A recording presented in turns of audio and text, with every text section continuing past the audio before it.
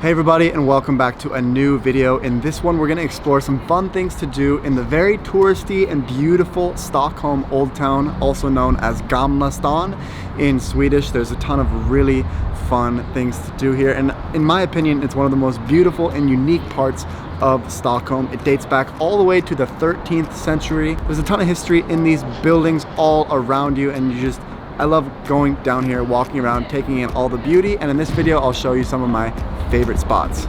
Let's do it.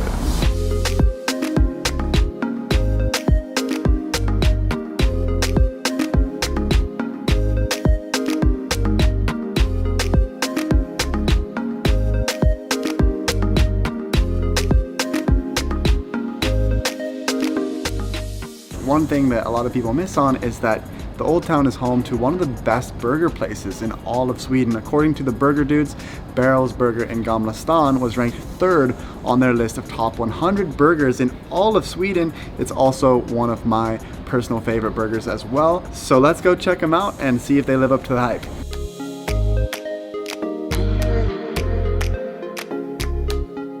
In addition to having really good burgers, by the way, I just ordered a burger with the béarnaise sauce on there, the Eiffel burger. Super good. But in addition to that, they have some really good beers here, although I've never seen beers so expensive in my entire life. There's one beer on here for 189 crowns, so over $20 for one beer. That is absolutely insane. But they also have like the mini ones that you can buy, so like a half beer, which is what I got. So you can just try it without breaking the bank and try some really good beers while you're here. All right, I had this like a year ago and I remember it being awesome. Let's try it again. You can really tell the quality of the meat. It's amazing.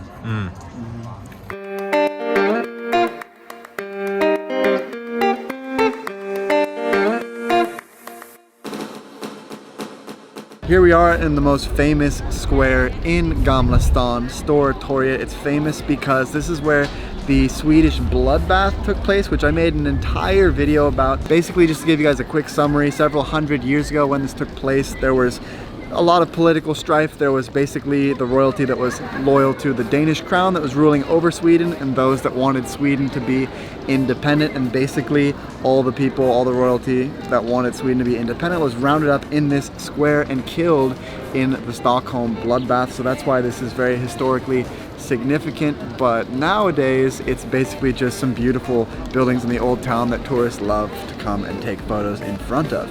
Over here to my left, you can also see we have the Nobel Prize Museum. So Sweden is famous for the Nobel Prize. There's a lot of cool history and stuff in this museum as well. So yeah, there's a lot of definitely some cool things happening. So if you're in Gamla Stan, you have to at least come to Stortorget.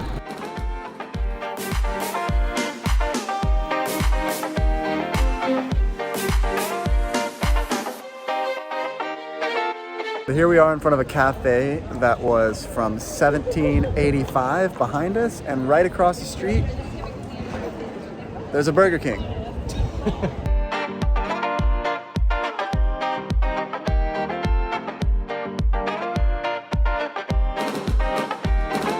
One cool free thing you can do in Gamla Stan is check out the narrowest alley in all of Sweden. Now, because the streets are just a lot older in general, a lot of the alleys and roadways are much narrower, but this one specific one is extremely narrow. Another very notable building in the Gamla Stan area is right behind me. Right on the edge of Gamla Stan, we have the Royal Palace, or Kungliga Slottet in Swedish.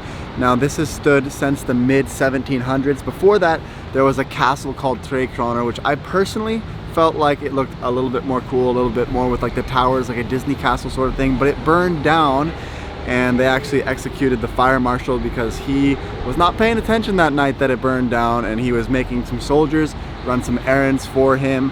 And yeah, so that beautiful castle was destroyed and they rebuilt this. It took 50 or 60 years, and again in the mid 1700s it was up, and this is where the king performs a lot of his official duties. And they say that when the flag is raised, which it is today, that means that the king is in the building. Anyhow, Sweden is one of the few remaining countries that still has the monarchy in place, and although they don't have any real political responsibilities, they do have a lot of ceremonial responsibilities, and I think a lot of people still enjoy having the royal monarchy here in Sweden. It's sort of a fun thing, so definitely check out the royal palace. Let me know what you guys think. Do you think it's a beautiful palace? I think it's pretty cool.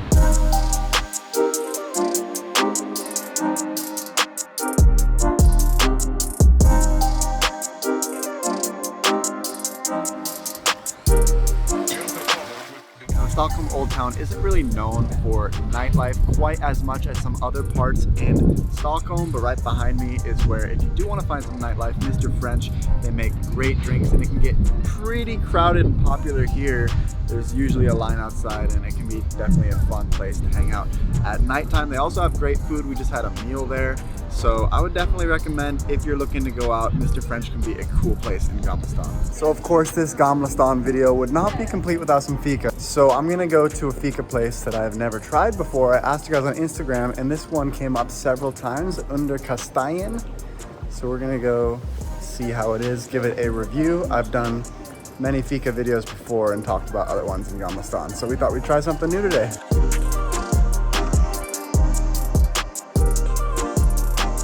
So we just had the Fika at under Kastajen. Not sure if I'm saying that right, but basically it means under the chestnut tree, which I believe is this tree right here. Gotta say it was pretty good. We had a cannoli and some carrot cake.